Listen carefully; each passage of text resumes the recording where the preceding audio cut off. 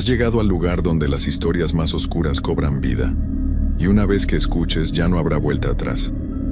Deja tu like y comenta desde dónde nos acompañas. Ahora sí, comencemos. Hay trabajos que la gente evita por miedo, por superstición o simplemente porque no cualquiera tiene el estómago para hacerlos. Ser velador de cementerio es uno de esos empleos que nadie quiere, pero que alguien tiene que hacer. La mayoría piensa que es solo cuestión de acostumbrarse, de vencer el miedo inicial y seguir adelante, pero hay lugares donde las cosas no son tan simples como parece. Hay sitios donde la muerte no descansa como debería. Mi nombre es Carlos Hernández Morales y soy de Puebla, México.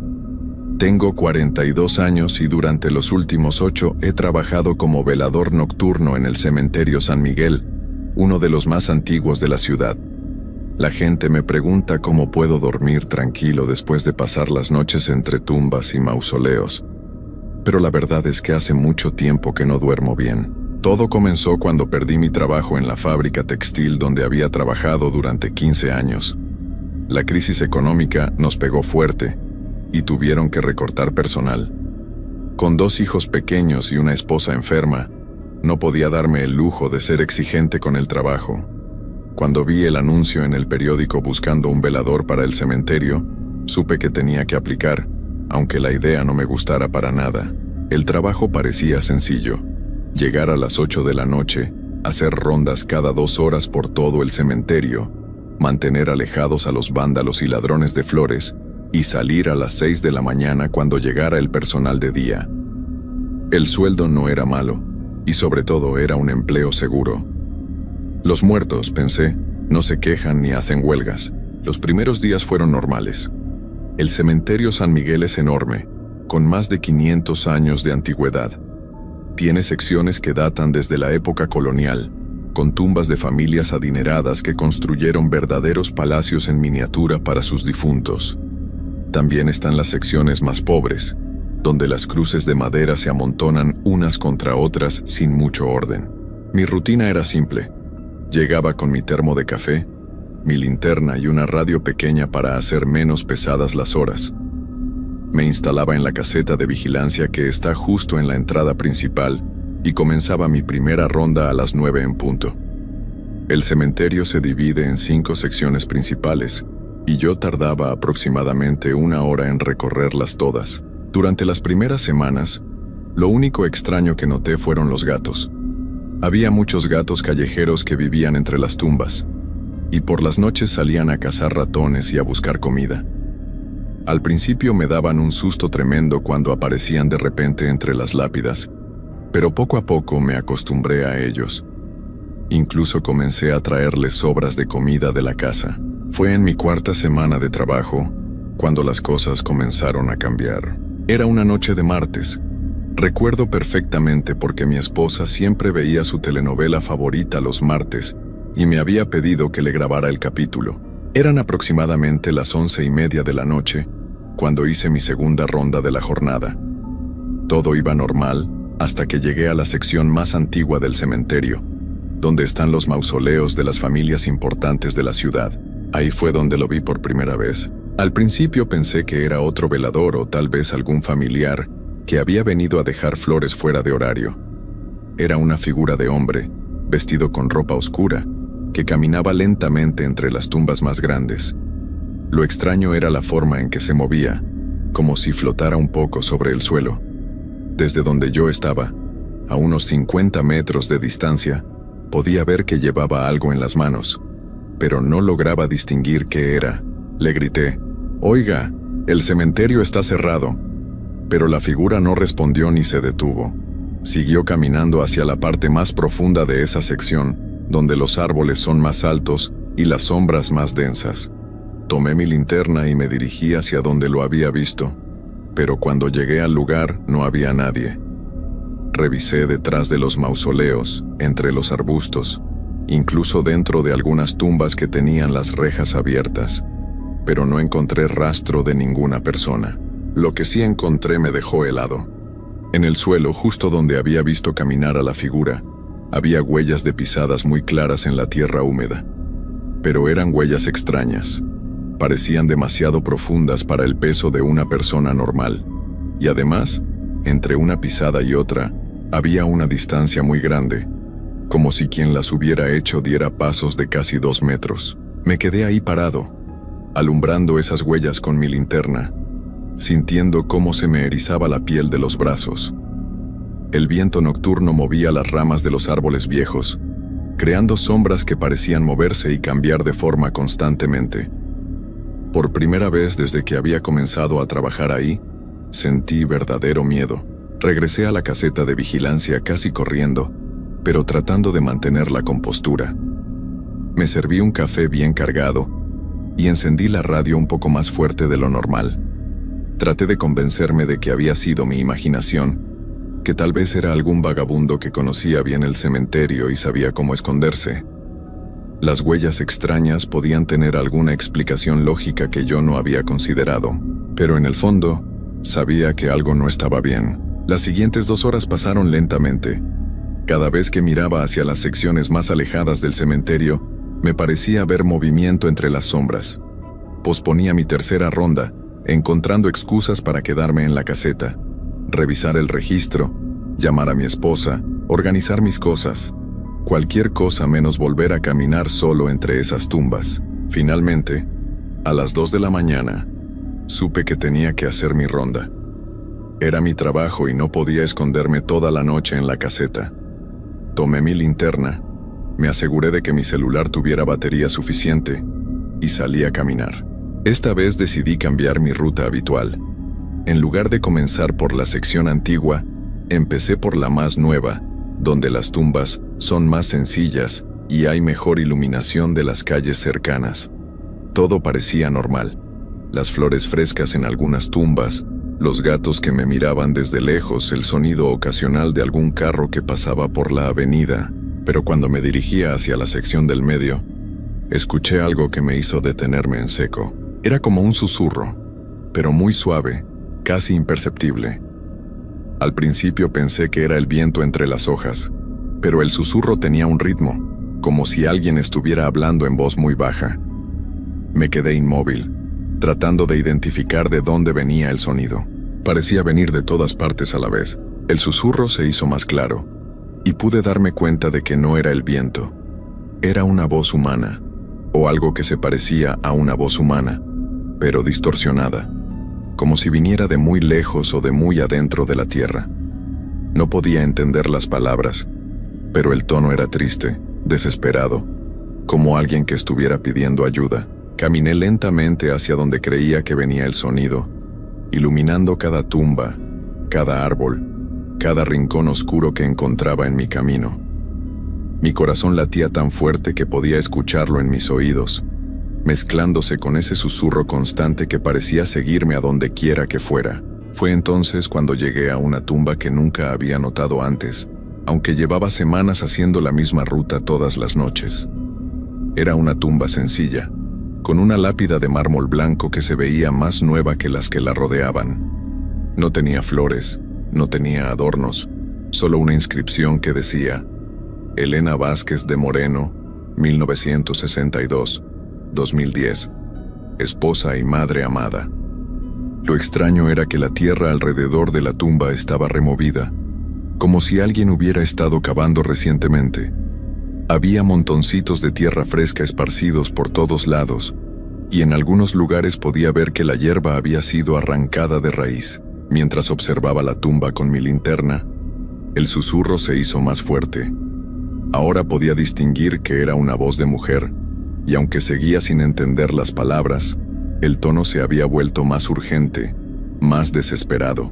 De repente la voz se calló. El silencio que siguió fue peor que el susurro. Era un silencio absoluto, como si todo el cementerio hubiera dejado de respirar al mismo tiempo. No se escuchaban grillos, no se escuchaban gatos, no se escuchaba ni siquiera el viento. Era como si el mundo entero se hubiera detenido. Me di la vuelta para regresar a la caseta, pero algo me hizo voltear una vez más hacia la tumba de Elena Vázquez. La tierra se estaba moviendo. Al principio pensé que eran mis ojos cansados jugándome una mala pasada, pero no. La tierra sobre la tumba se movía ligeramente, como si algo debajo de ella estuviera tratando de salir. Pequeños montoncitos se levantaban y caían, como cuando un topo se mueve bajo el césped. Retrocedí varios pasos, sin poder quitar la vista de lo que estaba viendo. La tierra siguió moviéndose durante unos segundos más, y luego todo volvió a quedar inmóvil. No esperé a ver qué pasaba después. Regresé a la caseta corriendo, sin importarme ya mantener la compostura o la dignidad del trabajo. Una vez adentro, cerré la puerta con llave, y me quedé sentado en mi silla, temblando y sudando frío. Pasé el resto de la noche sin salir de la caseta. Cuando llegó la mañana y apareció el personal de día, les conté lo que había visto, pero nadie me tomó en serio. Don Aurelio, el encargado del mantenimiento, se rió de mí y me dijo que todos los veladores nuevos pasaban por lo mismo, que era normal que la imaginación jugara trucos durante las primeras semanas. Pero yo sabía que no había sido mi imaginación. Durante los días siguientes traté de investigar sobre la tumba de Elena Vázquez. Busqué en los archivos del cementerio, pregunté a algunos trabajadores antiguos, incluso fui a la biblioteca municipal para revisar los obituarios de 2010. Lo que encontré me dejó más intranquilo de lo que ya estaba. Elena Vázquez había sido una mujer joven, de apenas 48 años cuando falleció. Tenía 2 hijos pequeños y un esposo que trabajaba en una oficina del gobierno. Según el obituario, había tenido un accidente en su casa, una caída por las escaleras que le causó lesiones muy graves. Había estado internada en el hospital durante 3 días antes de fallecer. Pero lo que más me llamó la atención fue un detalle en el artículo del periódico. Elena había sido encontrada por sus vecinos después de que estos escucharan gritos pidiendo ayuda que venían de su casa durante toda la noche anterior. Cuando llegaron los paramédicos, Elena todavía estaba consciente, pero no podía explicar cómo había sucedido el accidente. Los médicos dijeron que las heridas no coincidían completamente con una caída normal por las escaleras. Esa información me dejó muy nervioso, pero decidí seguir trabajando. Necesitaba el empleo y no podía permitirme el lujo de renunciar por miedo. Sin embargo, cambié completamente mi rutina de rondas. En lugar de hacer 3 recorridos largos durante la noche, comencé a hacer rondas más cortas y más frecuentes, evitando siempre la zona donde estaba la tumba de Elena. Por algunas semanas esta nueva rutina funcionó bien. No volví a ver la figura extraña caminando entre las tumbas, no volví a escuchar susurros, y la tierra de la tumba de Elena parecía estar normal cada vez que pasaba cerca, aunque siempre mantenía mi distancia. Pero las cosas tranquilas no duran para siempre en un lugar como el cementerio San Miguel. Una noche de viernes, exactamente 2 meses después de mi primer encuentro con lo extraño, llegué al trabajo y encontré algo que me heló la sangre. En la puerta de la caseta de vigilancia, alguien había dejado un ramo de flores marchitas. Eran flores que parecían haber estado frescas hace días, pero ahora estaban secas, negras, con un olor dulzón y desagradable. No había ninguna nota, no había ninguna explicación, solo las flores marchitas, atadas con un listón blanco que también se veía sucio y viejo. Le pregunté a don Aurelio si él había visto a alguien dejar las flores, pero me dijo que no, que cuando él se había ido en la tarde no había nada en la puerta. Los otros trabajadores tampoco sabían nada al respecto. Tiré las flores a la basura y traté de no darle importancia al asunto, pero durante toda esa noche me sentí observado. Cada vez que salía de la caseta para hacer una ronda, tenía la sensación de que había ojos siguiendo cada uno de mis movimientos, desde las sombras más profundas del cementerio. Fue durante mi segunda ronda de esa noche cuando volví a ver a la figura. Esta vez estaba mucho más cerca de la caseta, caminando lentamente entre las tumbas de la sección nueva. Pude verla con más claridad que la primera vez. Era definitivamente un hombre, alto y delgado, vestido con un traje oscuro que parecía de otra época. Llevaba algo en las manos que brillaba un poco bajo la luz de la luna. Pero lo más perturbador era su cara.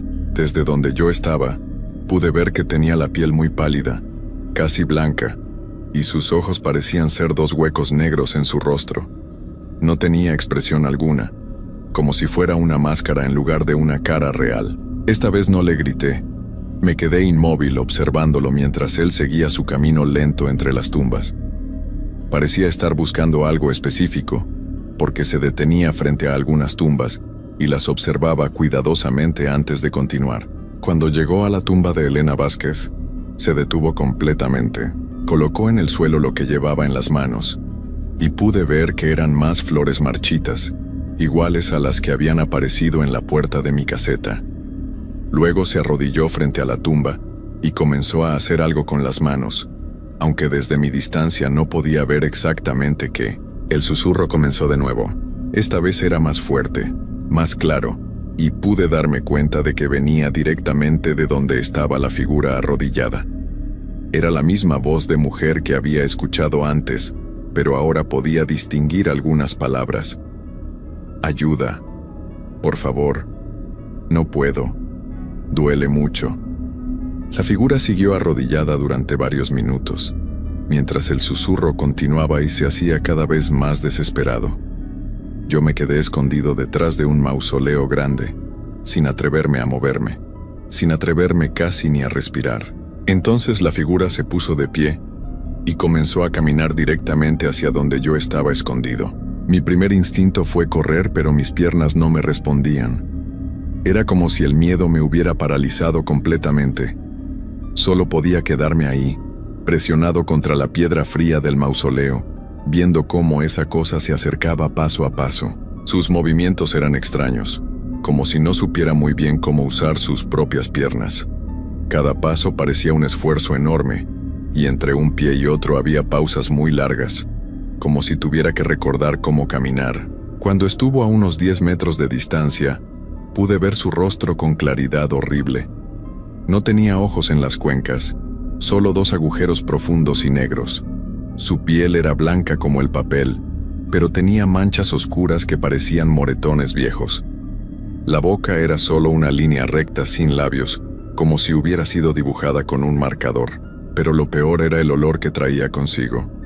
Era un olor dulce y podrido, como flores que hubieran estado bajo el agua durante semanas. El olor se hacía más fuerte mientras se acercaba, hasta que casi no podía respirar. Se detuvo justo frente al mausoleo donde yo me escondía. Giró la cabeza lentamente hacia mi dirección, aunque no tenía ojos para verme. Supe que sabía exactamente dónde estaba. Durante varios segundos que parecieron horas, se quedó inmóvil, como si estuviera estudiándome. Luego habló. Su voz no salía de su boca, sino que parecía venir del aire mismo, de la tierra, de las piedras. Era una voz profunda y hueca, como un eco dentro de una cueva muy profunda. «Tú sabes lo que pasó», me dijo. «Tú sabes que ella no se cayó». No pude responder. No podía ni siquiera respirar normalmente. Solo me quedé ahí, temblando y sintiendo cómo el sudor frío me empapaba la camisa. «Él la empujó», continuó la voz. «La empujó y la dejó gritar toda la noche. Nadie vino a ayudarla hasta que ya era demasiado tarde». La figura extendió su mano hacia mí. Era una mano blanca y delgada, con dedos demasiado largos y uñas negras que parecían garras. En la palma tenía algo que brillaba. Era una cadena dorada con un dije en forma de corazón. «Esto es suyo», dijo. «Se lo quitó cuando ella ya no podía defenderse. Está escondido en su casa detrás de la foto familiar en la sala». Reconocí inmediatamente la cadena. Era idéntica a una que había visto en una foto del obituario de Elena, una foto donde aparecía sonriendo junto a sus hijos.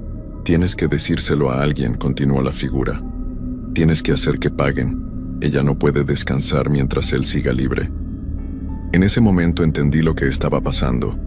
La figura no era Elena, sino algo que había venido por ella, algo que no la dejaba descansar en paz.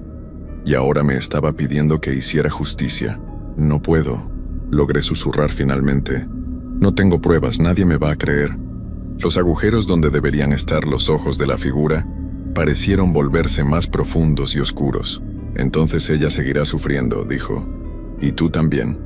La figura se dio la vuelta y comenzó a alejarse, pero antes de desaparecer entre las sombras, me gritó una última cosa que me heló el alma. «Cada noche va a venir a buscarte hasta que hagas lo correcto». Y desapareció. Me quedé escondido detrás del mausoleo durante el resto de la noche, No me atreví a hacer ninguna ronda más. No me atreví ni siquiera a regresar a la caseta. Simplemente me quedé ahí, acurrucado como un niño asustado, esperando a que llegara el amanecer. Cuando finalmente apareció el personal de día, salí de mi escondite y les dije que había tenido problemas estomacales durante la noche. Nadie sospechó nada, pero yo sabía que no podía seguir así. Durante los días siguientes, no pude dormir bien. Cada vez que cerraba los ojos veía esa cara sin ojos y escuchaba esa voz horrible diciéndome que Elena seguiría sufriendo por mi culpa. Mi esposa notó que algo andaba mal, pero cuando le pregunté, no supe cómo explicarle lo que había visto. Decidí investigar por mi cuenta. Usando la computadora de la biblioteca municipal, busqué información sobre Ramón Moreno, el esposo de Elena. Encontré su dirección, su lugar de trabajo, incluso algunas fotos suyas en redes sociales. Era un hombre de apariencia normal, de unos 50 años, con cara redonda y sonrisa amigable. En sus fotos aparecía con sus hijos, en reuniones familiares, en su trabajo. Parecía una persona completamente común y corriente, pero había algo en sus ojos que no me gustaba. Una frialdad que no coincidía con su sonrisa. Durante una semana entera no pasó nada extraño en el cementerio. No vi la figura, no escuché susurros. La tumba de Elena permaneció intacta. Comencé a pensar que tal vez todo había sido producto de mi estrés y mi cansancio, que mi mente me había jugado una mala pasada. Pero el viernes de esa semana, las cosas empeoraron. Llegué al trabajo como siempre, a las 8 en punto. Todo parecía normal hasta que entré a la caseta de vigilancia. En mi escritorio había una caja pequeña, envuelta en papel negro. No había ninguna nota, ninguna explicación. Solo la caja esperándome. Con las manos temblando, la abrí lentamente. Adentro estaba la cadena dorada con el dije en forma de corazón. Era real, no era mi imaginación. Podía sentir el peso del oro en mis manos. Podía ver los pequeños rayones que tenía el dije. Podía oler un perfume muy suave que todavía se pegaba al metal. Debajo de la cadena había una fotografía. Era una foto de la casa de Ramón Moreno, tomada desde afuera durante la noche. En la ventana de la sala se podía ver su silueta, sentado frente a la televisión. Pero lo más perturbador era que en la esquina de la foto, escrito con tinta roja, había un mensaje. Él sabe que tú sabes. Me quedé viendo la foto durante varios minutos, sintiendo cómo el pánico crecía en mi pecho. ¿Cómo había llegado esa caja a mi escritorio? ¿Quién había tomado esa foto? ¿Y cómo sabía Ramón Moreno que yo había hablado con lo que fuera que había hablado? Esa noche no hice ni una sola ronda. Me quedé encerrado en la caseta con todas las luces encendidas, la radio puesta a todo volumen y mi celular listo para llamar a la policía si era necesario. Pero la policía no me habría servido de nada para lo que estaba por venir. Aproximadamente a las 12 de la noche, comenzaron los golpes. Eran golpes suaves al principio, como si alguien estuviera tocando la puerta de la caseta con los nudillos. Pero cuando me asomé por la ventana, no había nadie ahí fuera. Los golpes continuaron, haciéndose más fuertes y más frecuentes. Parecían venir de todas las paredes de la caseta al mismo tiempo, como si varias personas estuvieran golpeando desde afuera. Pero cada vez que miraba por las ventanas, solo veía la oscuridad normal del cementerio. Entonces comenzaron las voces. No era solo la voz de Elena esta vez. Eran muchas voces, hombres y mujeres, niños y ancianos, todos susurrando al mismo tiempo. No podía entender lo que decían individualmente, pero todas parecían estar pidiendo ayuda, todas parecían estar sufriendo. Los golpes y las voces continuaron durante toda la noche. No paré ni un minuto ni un segundo. Era como si todo el cementerio hubiera despertado y estuviera tratando de entrar a la caseta para llevarme con ellos. Cuando finalmente llegó el amanecer y todo se calmó, supe que tenía que hacer algo. No podía seguir así. No podía vivir con este terror constante. Pero tampoco sabía si podía confiar en lo que esa cosa me había dicho sobre Ramón Moreno. Fue entonces cuando tomé la decisión que cambiaría todo para siempre. Decidí seguir a Ramón Moreno. El sábado siguiente pedí el día libre en el cementerio. inventando una cita médica que no tenía. Pasé todo el día vigilando la casa de Ramón desde mi carro, estacionado al final de su calle. Era una casa normal de clase media, con un jardín pequeño y una cerca de metal. Nada que indicara que ahí vivía un hombre capaz de lastimar a su propia esposa. Durante el día no pasó nada interesante. Ramón salió a comprar el periódico en la mañana, regresó y no volvió a salir hasta la tarde cuando fue al supermercado con sus hijos. Parecía un padre normal haciendo las compras de la semana, pero cuando llegó la noche las cosas cambiaron. Alrededor de las 8, vi que Ramón salió de su casa solo. Sus hijos se habían quedado adentro, y él caminó hacia un carro viejo que estaba estacionado a una cuadra de distancia. Era extraño porque tenía un carro nuevo en su cochera, pero prefirió usar el viejo. Lo seguí manteniendo mi distancia. Ramón condujo durante unos 20 minutos hasta llegar a una zona de la ciudad que yo no conocía bien. Era un barrio pobre, con casas pequeñas y calles mal iluminadas.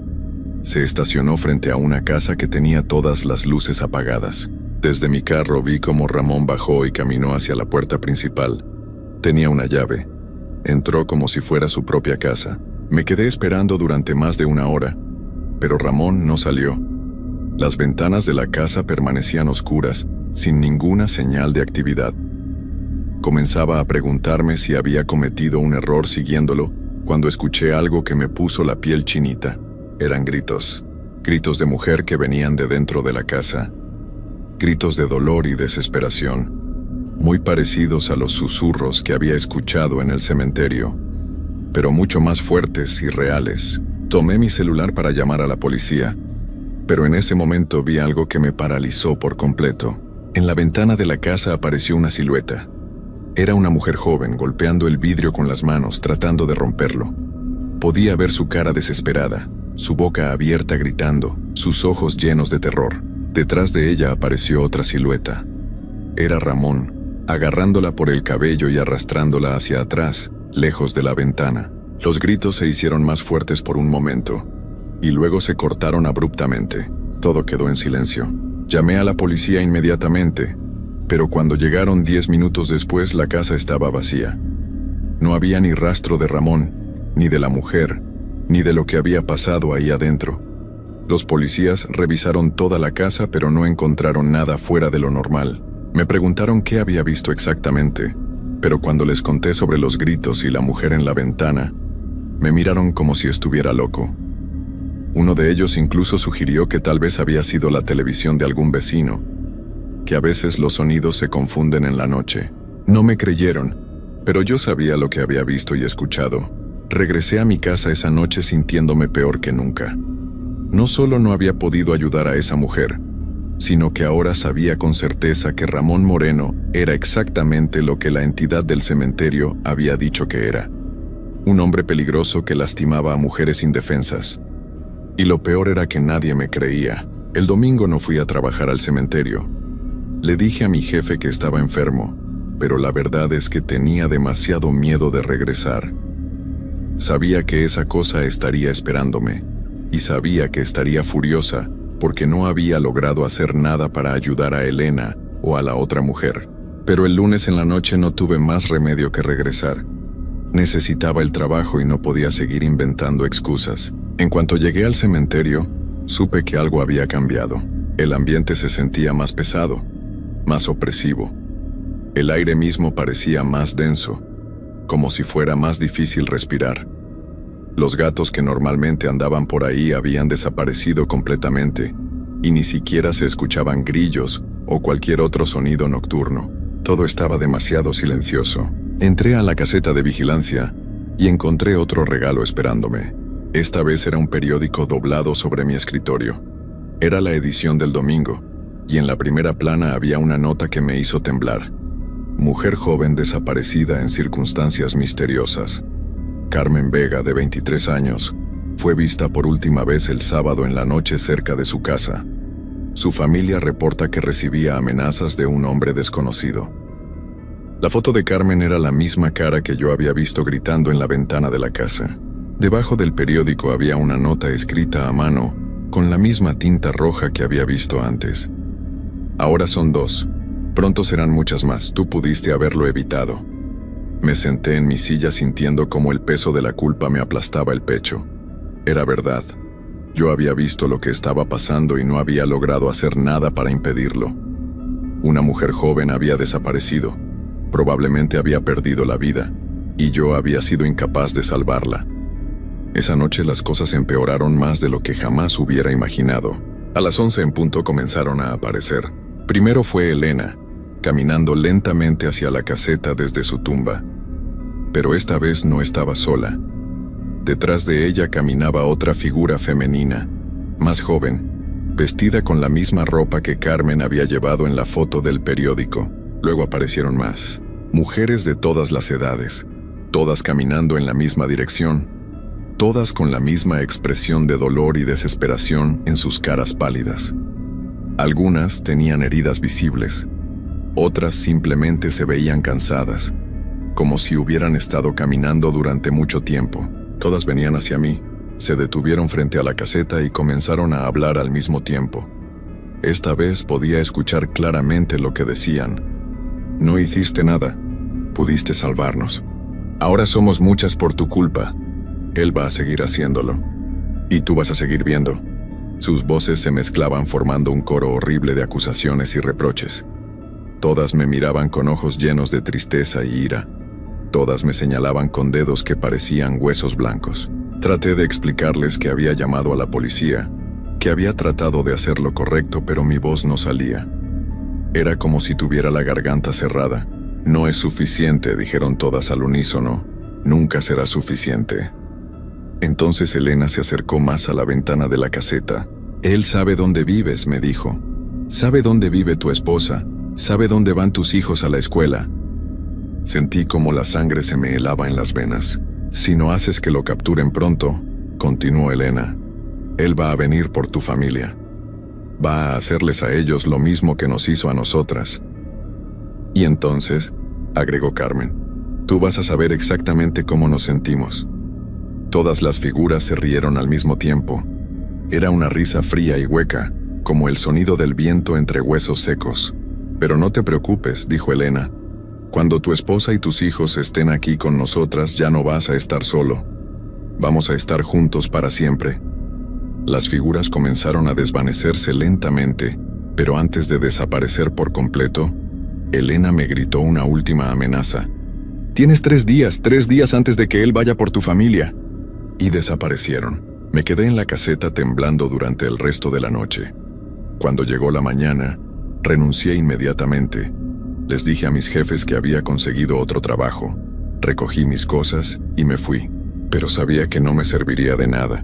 Durante los días siguientes traté de convencer a mi esposa de que nos fuéramos de la ciudad por un tiempo, que visitáramos a su hermana en Guadalajara. Pero ella no entendía por qué tanta prisa, y yo no podía explicarle la verdad sin sonar como un loco. Traté de ir a la policía de nuevo, esta vez con la cadena de Elena como evidencia, pero me dijeron que no podían hacer nada con un objeto que yo mismo admitía haber encontrado en circunstancias extrañas. Sin una denuncia formal o evidencia concreta, no podían arrestar a Ramón Moreno. El tercer día llegó demasiado rápido. Esa noche no pude dormir. Me quedé despierto en la sala vigilando por la ventana, esperando ver si Ramón Moreno aparecía por mi calle. Mi esposa y mis hijos dormían tranquilamente en sus cuartos, sin saber el peligro que se acercaba. A las 3 de la mañana vi una sombra moviéndose en mi jardín. Era él. Ramón Moreno estaba parado junto al árbol grande que está frente a mi casa, observando las ventanas como si estuviera decidiendo por cuál entrar. En sus manos llevaba algo que brillaba bajo la luz de la calle. Tomé el bate de béisbol que tenía escondido junto a mi silla y salí sigilosamente de la casa por la puerta trasera. No iba a dejar que lastimara a mi familia como había lastimado a Elena y a Carmen, pero cuando llegué al jardín delantero, Ramón ya no estaba ahí. La puerta principal de mi casa estaba abierta. Corrí hacia adentro gritando los nombres de mi esposa y mis hijos, pero ya era demasiado tarde. La casa estaba vacía. En la mesa de la cocina había una nota que decía: «Ahora sabes cómo se siente. Búscalos en el mismo lugar donde encontraste a Carmen. He estado buscando durante 3 semanas. He ido a esa casa todas las noches, pero siempre está vacía. He llamado a la policía cientos de veces, pero no pueden encontrar ni rastro de mi familia. Oficialmente, están clasificados como desaparecidos, pero yo sé lo que realmente pasó. Y lo peor de todo es que ahora, cada noche cuando trato de dormir, escucho sus voces llamándome. Escucho a mi esposa gritando mi nombre. Escucho a mis hijos llorando y pidiendo que los ayude. Escucho cómo me suplican que vaya por ellos. Pero sé que si voy, Ramón me estará esperando. Y sé que una vez que esté ahí, nadie más va a quedar para contar esta historia. Así que aquí estoy, escribiendo esto porque necesito que alguien sepa la verdad. Necesito que alguien sepa que Elena Vázquez no se cayó por las escaleras, que Carmen Vega no desapareció por casualidad, y que mi familia no se fue de vacaciones como le dije a los vecinos. Todas están con Ramón Moreno en algún lugar, sufriendo como sufrieron todas las otras. Y yo no puedo hacer nada para salvarlas, porque si voy por ellas también voy a desaparecer. Y si no voy por ellas, voy a tener que vivir el resto de mi vida escuchando sus gritos pidiendo ayuda. No hay escapatoria, no hay esperanza, solo hay dolor y culpa que nunca va a terminar. Y cada noche, cuando el miedo no me deja dormir, pienso en todas esas mujeres caminando por el cementerio San Miguel, esperando a que alguien haga justicia por ellas, esperando a que alguien las ayude a descansar en paz. Pero ese alguien no voy a ser yo, porque soy un cobarde que prefiere vivir con la culpa antes que arriesgar su propia vida. Y por eso Elena y todas las demás van a seguir caminando entre las tumbas para siempre, esperando una ayuda que nunca va a llegar.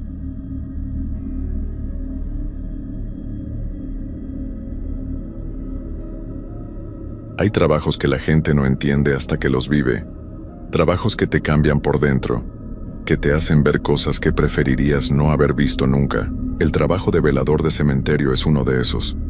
La gente piensa que es fácil, que solo tienes que estar ahí sentado toda la noche, cuidando que nadie entre a hacer travesuras, pero no saben nada. No tienen idea de lo que realmente pasa cuando el sol se oculta y las sombras empiezan a moverse entre las tumbas. Mi nombre es Roberto Hernández Vázquez. Tengo 43 años y soy de Guadalajara, Jalisco.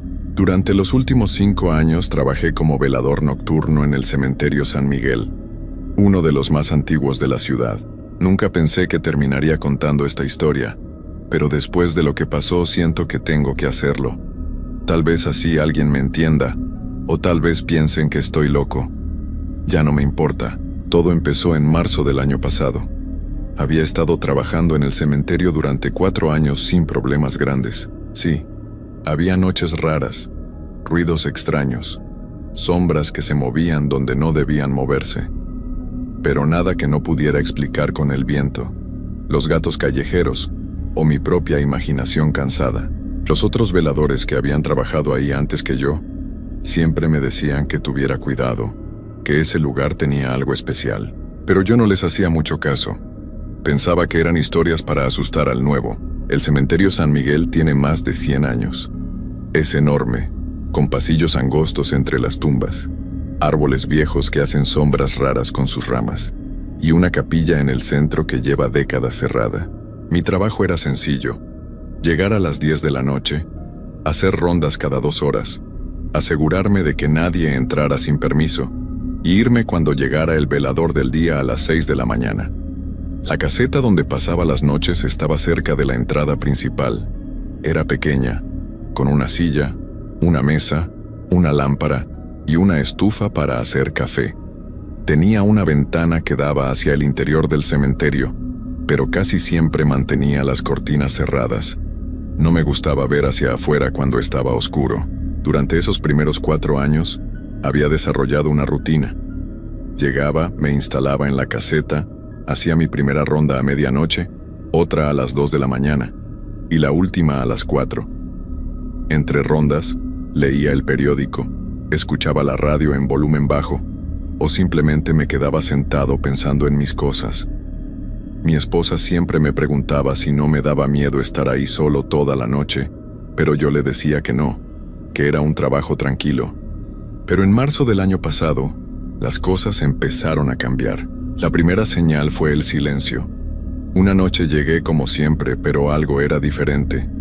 Normalmente se escuchaban los grillos, el viento entre los árboles, los coches que pasaban por la calle de afuera. Esa noche no se escuchaba nada, nada de nada. Era como si todo el mundo hubiera desaparecido. Al principio no le di importancia. Pensé que tal vez era una noche especialmente tranquila. Pero cuando salí a hacer mi primera ronda a medianoche, el silencio se sentía pesado, como si fuera algo físico que me estuviera presionando el pecho. Caminé por los pasillos principales con mi lámpara, revisando que todo estuviera en orden, pero tenía una sensación extraña en el estómago. Fue cuando llegué a la sección más vieja del cementerio que lo vi por primera vez. Al fondo, cerca de la capilla cerrada, había una luz débil. No era la luz amarilla de las lámparas del alumbrado público, ni la luz blanca de una linterna. Era una luz azul pálida, como la de una vela, pero más fría. Se movía lentamente entre las tumbas, como si alguien estuviera caminando con ella. Me quedé parado donde estaba, tratando de entender lo que veía. Mi primer pensamiento fue que alguien había entrado al cementerio sin permiso, pero las puertas estaban cerradas cuando llegué, y no había escuchado a nadie entrar.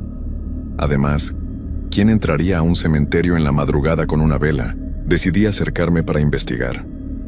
Mientras caminaba hacia la luz, mi corazón empezó a latir más rápido.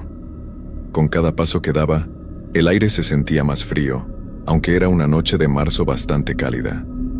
La luz siguió moviéndose, pero muy despacio, como si la persona que la llevaba estuviera caminando sin prisa. Cuando llegué a donde había visto la luz no había nadie. Nada. Solo las tumbas viejas, los árboles y el silencio que me rodeaba como una manta húmeda. Busqué con mi lámpara entre las lápidas, detrás de los árboles, pero no encontré a nadie. Ni siquiera encontré señales de que alguien hubiera estado ahí. Regresé a la caseta sintiéndome confundido y un poco nervioso. Tal vez había sido un reflejo de alguna luz de la calle, o mi imaginación jugándome una broma después de tantas horas de trabajo nocturno. Me serví un café y traté de concentrarme en el periódico, pero no podía dejar de pensar en esa luz azul. El resto de la noche pasó sin problemas, pero cuando salió el sol y llegó mi reemplazo, no le dije nada de lo que había visto. No quería que pensara que me estaba volviendo loco, pero la siguiente noche, la luz apareció otra vez. Esta vez estaba en una sección diferente, más cerca de la entrada. La vi desde la ventana de la caseta mientras tomaba café alrededor de las 11:30 de la noche. La misma luz azul pálida, moviéndose lentamente entre las tumbas. Esta vez, decidí no ir a investigar. Me quedé en la caseta, observando desde la ventana. La luz se movió durante casi una hora. Subía y bajaba por los pasillos del cementerio, deteniéndose de vez en cuando frente a algunas tumbas, como si la persona que la llevaba estuviera leyendo los nombres en las lápidas. A veces desaparecía completamente, y yo pensaba que se había ido, pero después volvía a aparecer en otro lugar. A la 1 de la mañana, cuando tenía que hacer mi segunda ronda, la luz ya no estaba. Salí con mi lámpara, pero esta vez revisé todo más rápido de lo normal. No quería quedarme afuera más tiempo del necesario. Durante los siguientes días no podía dejar de pensar en la luz. Le pregunté a don Raúl, el velador del turno de día, si había notado algo extraño últimamente, pero me dijo que no, que todo estaba normal. También le pregunté si sabía algo sobre luces raras en el cementerio, pero se rió y me dijo que llevaba 20 años trabajando ahí y nunca había visto nada fuera de lo común. Pero yo sabía lo que había visto, y sabía que iba a volver a verlo. La tercera noche que vi la luz fue diferente. Esta vez no se movía. Estaba completamente quieta frente a una tumba en particular, en la sección central del cementerio. Desde la ventana de la caseta podía verla claramente.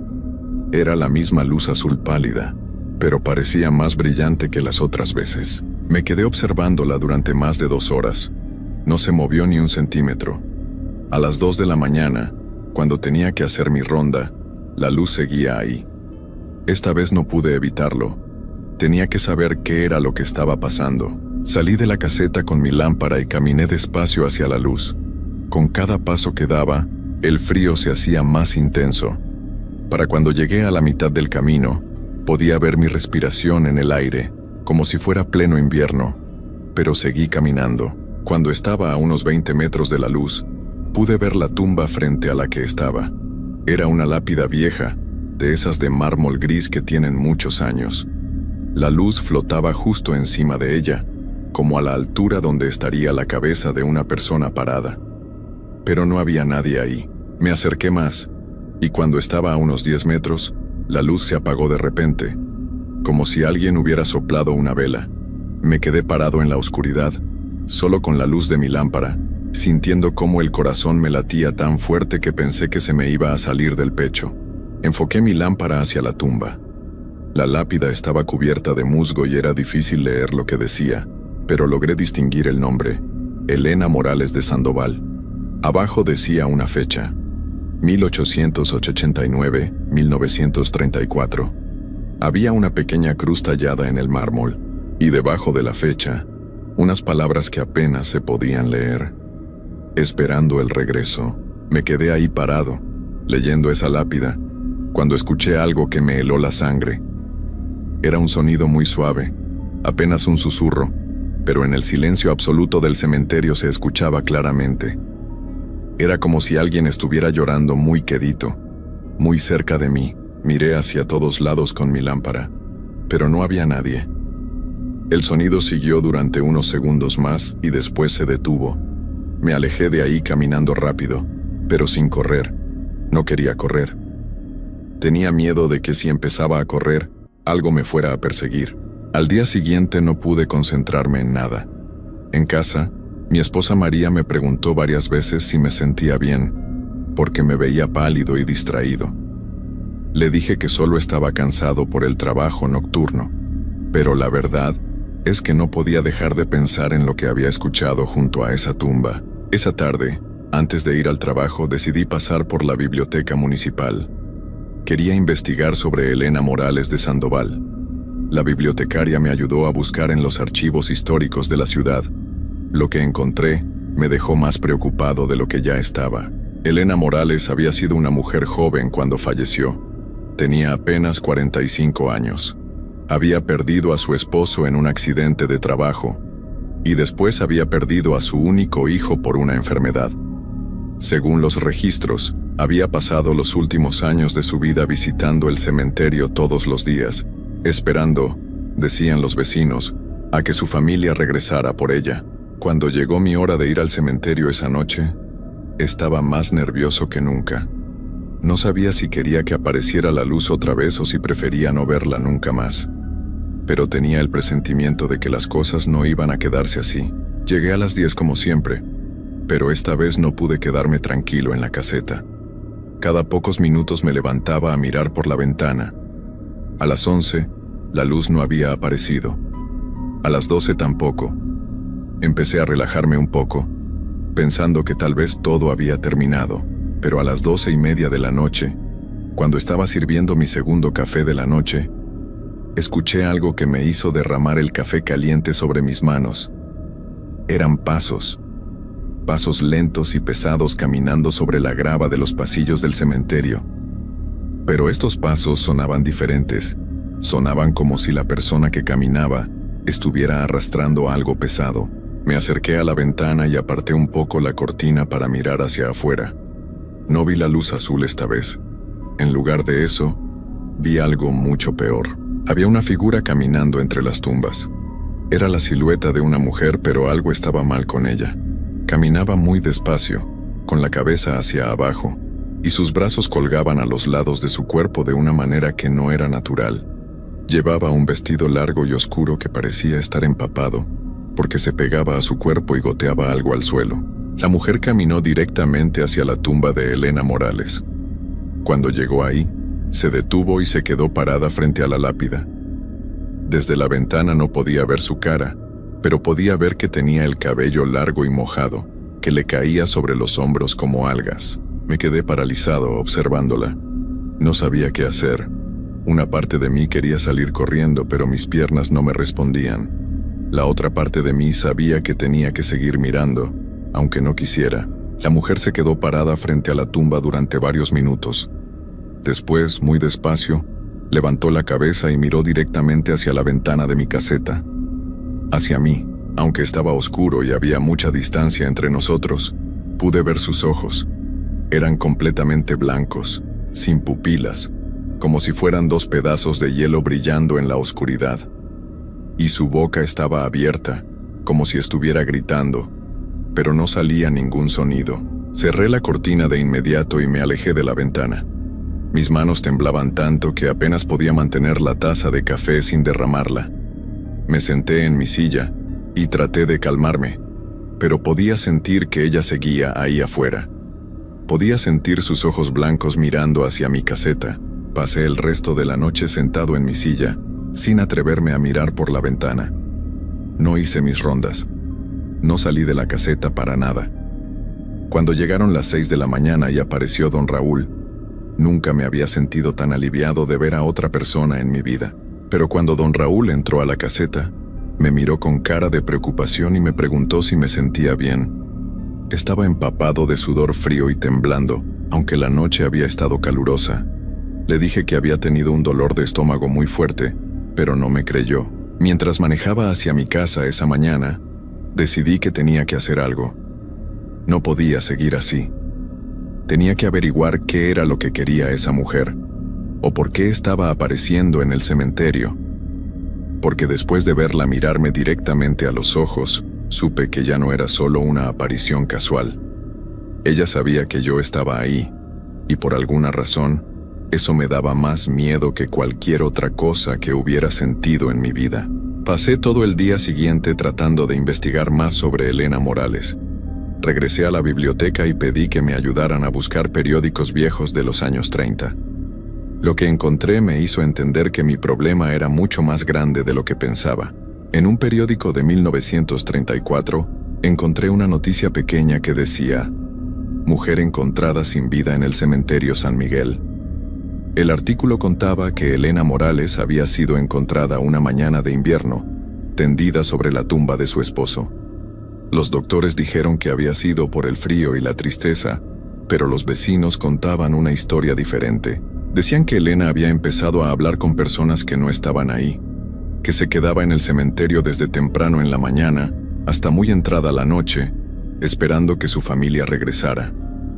La última semana antes de que la encontraran, varios vecinos dijeron que la habían visto caminando por las calles del barrio en la madrugada, empapada como si hubiera estado bajo la lluvia, aunque no había llovido en días. Pero lo que más me impresionó fue lo que encontré en otro periódico, de 1935. Era una carta que un lector había enviado al periódico, quejándose de que el cementerio San Miguel necesitaba mejor vigilancia. El hombre contaba que varias personas habían visto una mujer caminando entre las tumbas durante las noches, y que cuando se acercaban a preguntarle si necesitaba ayuda, ella desaparecía. La carta terminaba diciendo: esta mujer fantasma está asustando a las familias que van a visitar a sus seres queridos. Alguien tiene que hacer algo antes de que pase algo peor. Esa noche llegué al cementerio con un nudo en el estómago. Sabía que ella iba a aparecer otra vez, y tenía miedo de lo que pudiera pasar.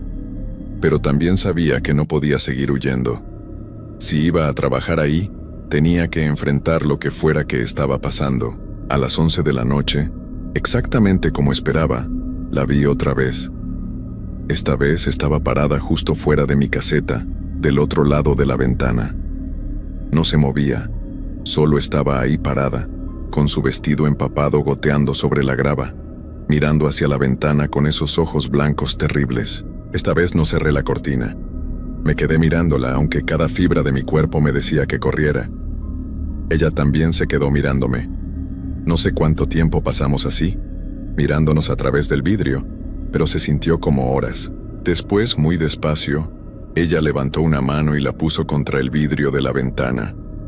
Su mano dejó una marca húmeda en el cristal, y pude ver que sus dedos eran demasiado largos, demasiado blancos, como si fueran de cera derretida. Entonces abrió la boca y aunque no podía escuchar su voz a través del vidrio, pude leer lo que estaba diciendo. Una y otra vez, repetía la misma palabra: ayúdame. Mi corazón se aceleró tanto que pensé que me iba a dar un infarto. ¿Cómo podía ayudar a alguien que llevaba casi 90 años sin vida? ¿Qué era lo que quería de mí? Como si hubiera leído mis pensamientos, ella dejó de repetir, «Ayúdame», y empezó a decir otra cosa. Esta vez tardé más en entender lo que decía, pero cuando lo logré, sentí cómo se me helaba la sangre en las venas. «Mis niños», decía, «encuentra a mis niños». No entendía qué quería decir. Según lo que había leído, Elena solo había tenido un hijo, y ese hijo estaba enterrado en el mismo cementerio, cerca de la tumba de su esposo. ¿De qué niños estaba hablando?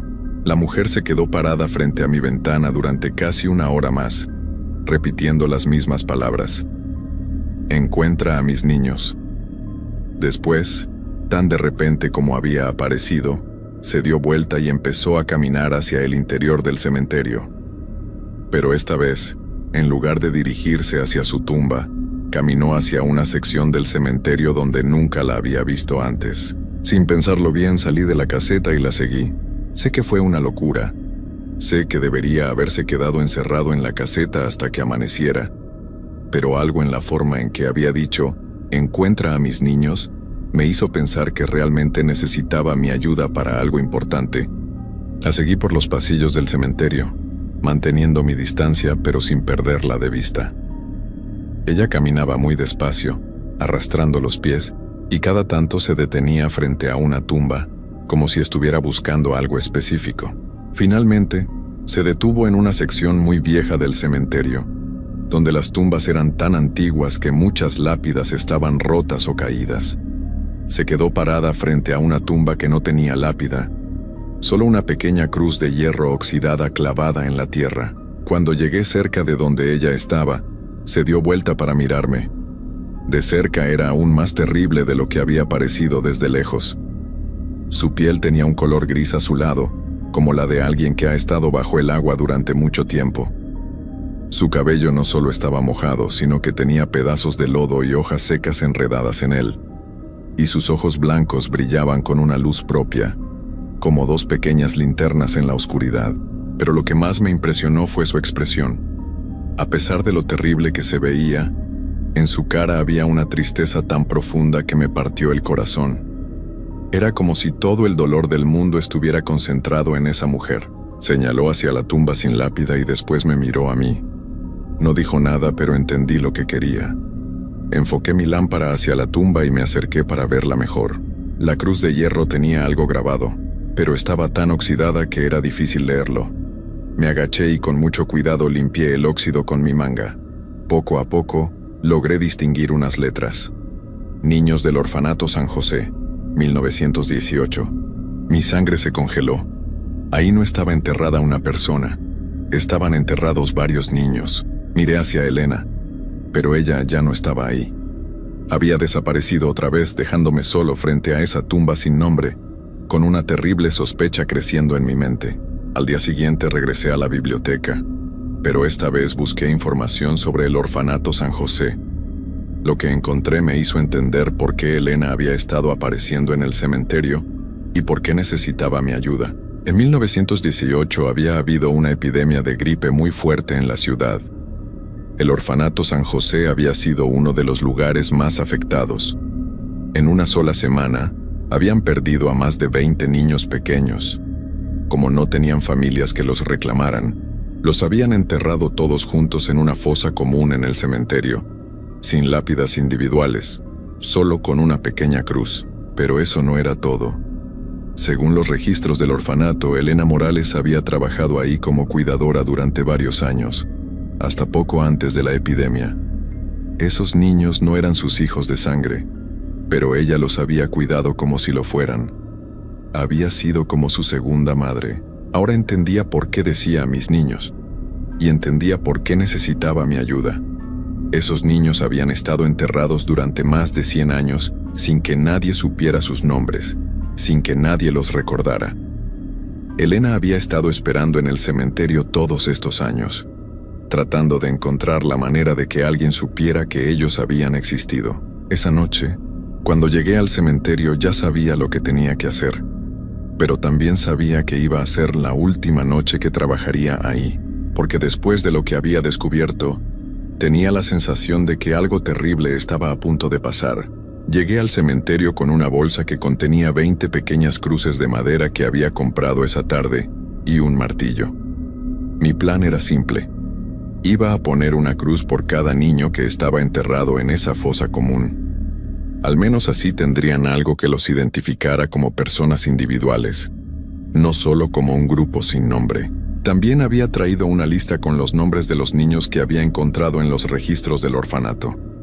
Había sido difícil conseguir la información, pero después de explicarle a la bibliotecaria lo que estaba tratando de hacer, ella me había ayudado a buscar en archivos muy viejos hasta que encontramos los nombres completos. Carmen López, 5 años. Miguel Herrera, 3 años. Ana María Vázquez, 6 años. Pedro Sánchez, 4 años. Y así hasta 20 nombres de niños que habían vivido, que habían jugado, que habían reído y llorado, y que después habían sido enterrados sin que nadie recordara quiénes eran. Esperé hasta medianoche para empezar. Elena apareció exactamente cuando las campanas de la iglesia cercana dieron las 12. Esta vez no se quedó parada mirándome desde lejos. Caminó directamente hacia mí, que estaba junto a la tumba sin lápida con mis cruces y mi martillo. Cuando llegó cerca, pude ver que se veía diferente. Seguía teniendo esa piel gris azulada y esos ojos blancos terribles, pero su expresión ya no era solo de tristeza. Había algo de esperanza en su cara, como si supiera lo que yo iba a hacer. Empecé a clavar las pequeñas cruces en la tierra, una por una. En cada cruz había escrito uno de los nombres que había encontrado: Carmen López, Miguel Herrera, Ana María Vázquez. Elena se quedó parada a mi lado, observando lo que hacía.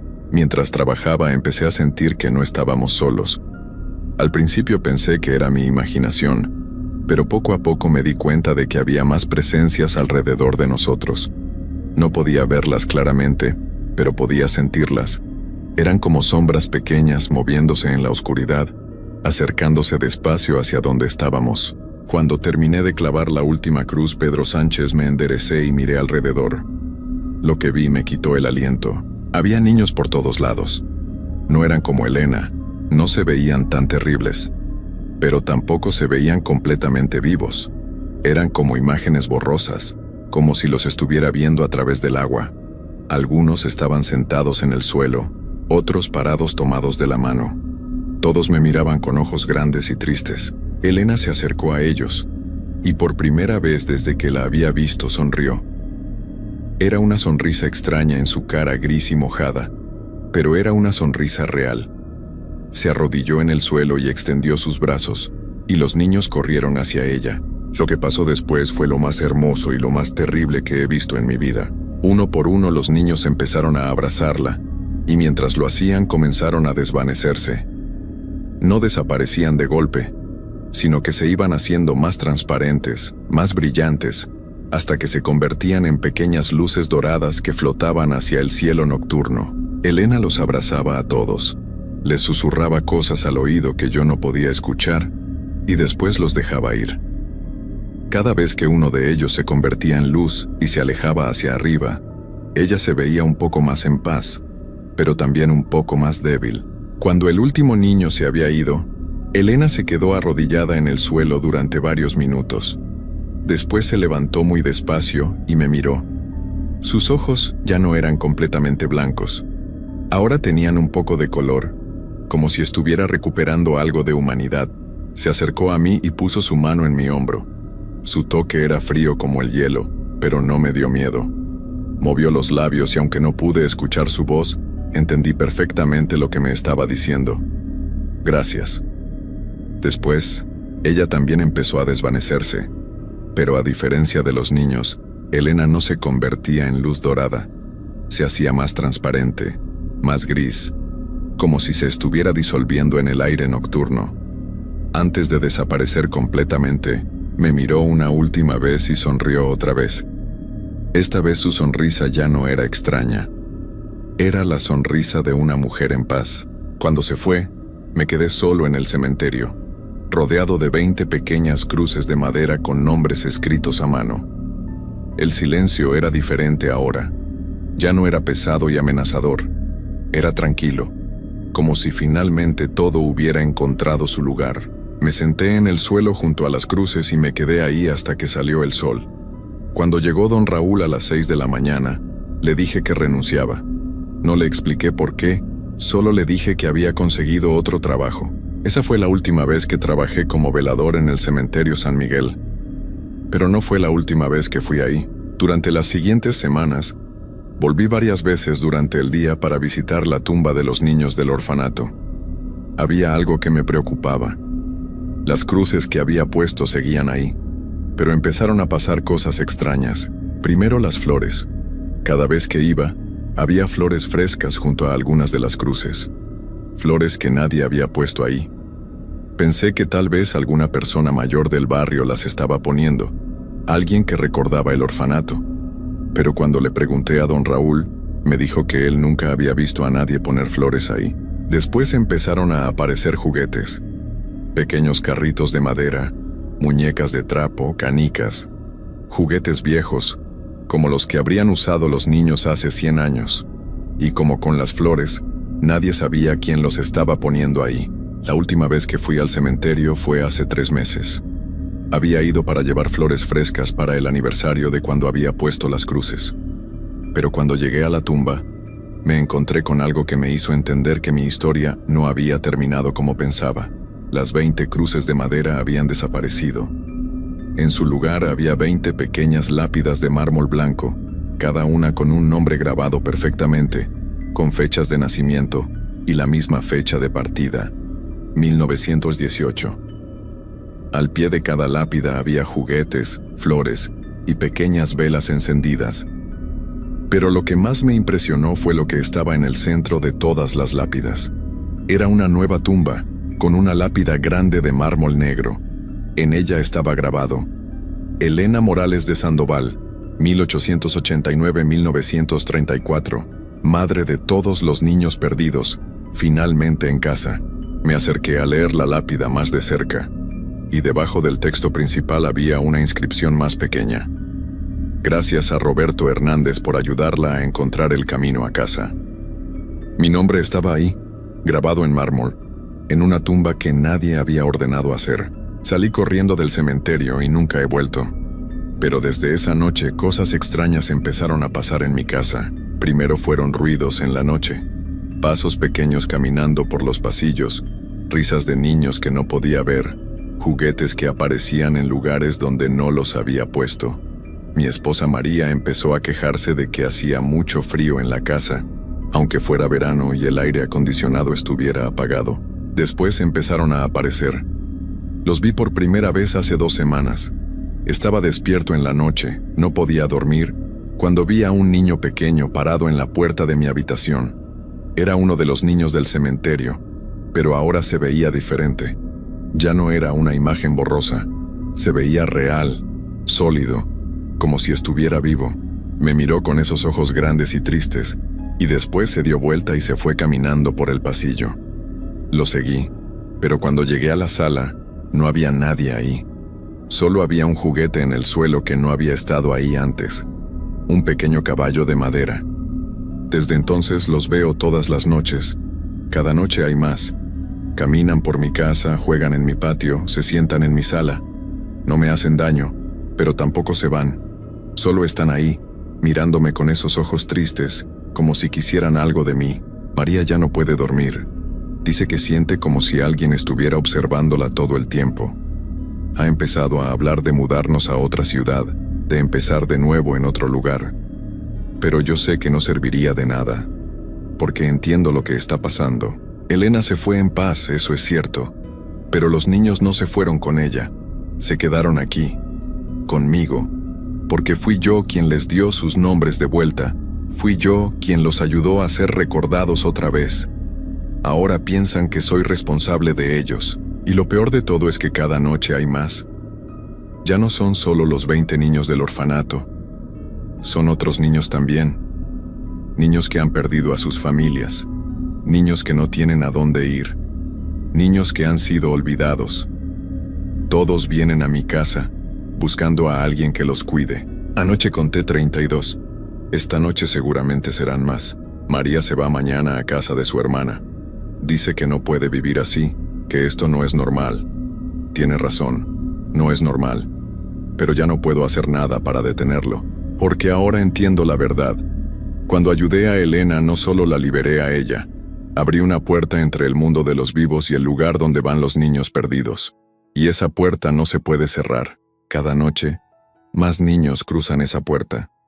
Niños que han estado esperando durante décadas, o tal vez siglos, a que alguien los recuerde, a que alguien los cuide. Y yo soy esa persona ahora. No hay escapatoria. No hay manera de deshacerlo. Porque una vez que ayudas a un espíritu a encontrar la paz, te conviertes en el puente entre su mundo y el nuestro. Elena encontró su paz, pero yo perdí la mía para siempre. Mientras escribo esto puedo escuchar sus voces en la habitación de al lado. Voces pequeñas, susurrando mi nombre. Roberto, Roberto, Roberto. Me están llamando. Quieren que vaya con ellos, que juegue con ellos, que sea su padre para siempre. Y lo peor de todo es que parte de mí quiere ir. Porque después de todos estos meses de no poder dormir, de vivir con miedo, de ver cómo mi esposa se aleja de mí, la idea de dejar de luchar y simplemente aceptar mi destino empieza a parecer atractiva. Las voces se están acercando. Puedo ver pequeñas sombras moviéndose debajo de la puerta de mi habitación. Si alguien encuentra esta historia después de que yo desaparezca, recuerden esto. Hay cosas en este mundo que es mejor dejar en paz. Hay puertas que no se deben abrir. Ayuda que no se debe dar. Porque a veces, cuando tratas de salvar a otros, lo único que logras es condenarte a ti mismo. Los niños ya están aquí. Están tocando la puerta. Es hora de ir con ellos.